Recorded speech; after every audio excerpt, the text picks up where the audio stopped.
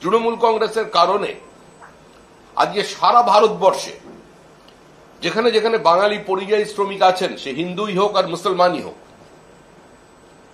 বহু নারী পুরুষ তাদের পুত্র কন্যাকে নিয়ে আজকে একটা অনিশ্চিত ভবিষ্যতের দিকে এগিয়ে যাচ্ছে।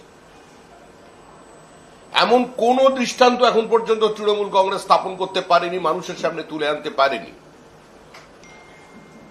যেখানে বলা হচ্ছে যে শুধু বাঙালি হওয়ার অপরাধে কাউকে সেখান থেকে সরিয়ে দেওয়া হচ্ছে।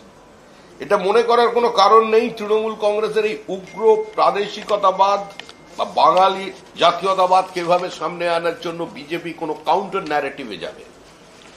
পশ্চিমবঙ্গের মানুষ জানেন তৃণমূল সরকার পরিচালনার প্রত্যেকটা ক্ষেত্রে ব্যর্থ। এই সরকার একটা প্রাতিষ্ঠানিক লুট আর সীমাহীন দুর্নীতি ছাড়া মানুষকে কিছু উপহার দিতে পারেনি।